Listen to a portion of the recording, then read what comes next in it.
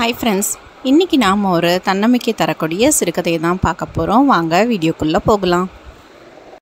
ஒரு ஊரில் ஒரு இளைஞன் வாழ்ந்துக்கிட்டு வந்தான். அவன் இயல்பாகவே ரொம்பவும் சோம்பேறி. அவனுக்கு உழைச்சி வாழணும் அப்படிங்கிற எண்ணம் சுத்தமாக கிடையாது. அதனால் தான் உழைக்காமலேயே நிறைய பணம் சம்பாதிக்கணும் அப்படின்னு அவனுக்கு ஒரு ஆசை இருந்தது.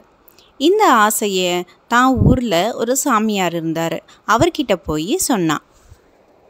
அவரும் இதை கேட்டுட்டு அப்படியா சரி அப்படின்னு சொல்லி அவன் கையில் ஒரு பண மூட்டையை கொடுத்தாரு.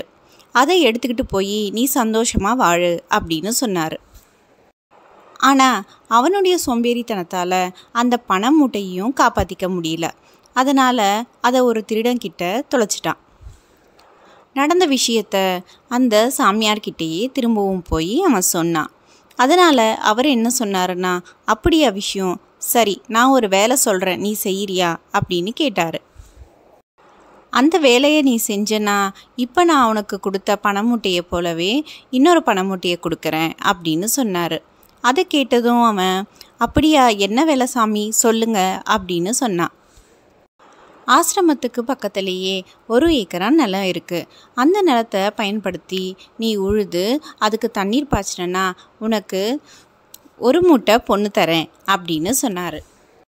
அது மட்டும் இல்லை, அதுக்கப்புறம் அதுக்கு நெல் விதைச்சின்னா உனக்கு 10 பொண்ணு அதிகமாக தரேன்.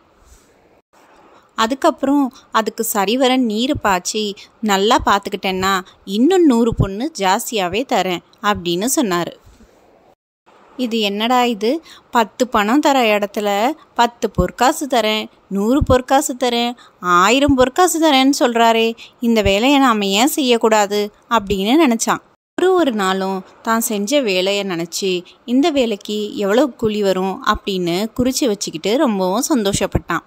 அவன் நினச்ச மாதிரியே அவனோட வயல் ரொம்பவே நல்லா வளர்ந்துருந்தது. அறுவடை காலமும் வந்தது.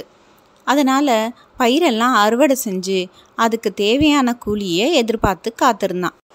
சாமியாரும் அவனுக்கு கொடுக்க வேண்டிய பொற்காசுகளை விட 2 மடங்காக கொடுத்தாரு. அவனுக்கு ஒரே ஆச்சரியமாக இருந்தது.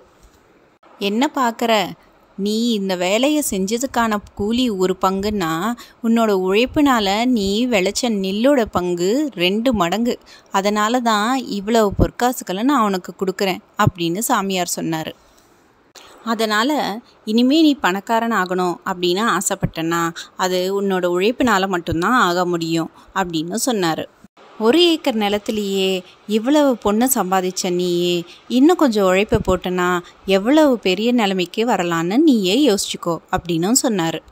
சாமி, சோம்பேறியாக இருந்த என்ன உழைப்போட அருமை என்ன அப்படின்னு புரிய வச்சிட்டீங்க, என்னை மன்னிச்சிடுங்க, இனிமே நான் உழைச்சி தான் முன்னேற போகிறேன் அப்படின்னு சொன்னான். நாமளும் சின்ன சின்ன வேலைகளை நம்மளுடைய சோம்பேறித்தனத்தால் நாளைக்கு பண்ணலாம், நாளான்னைக்கு பண்ணலாம் அப்படின்னு தள்ளி வச்சிடுறோம்.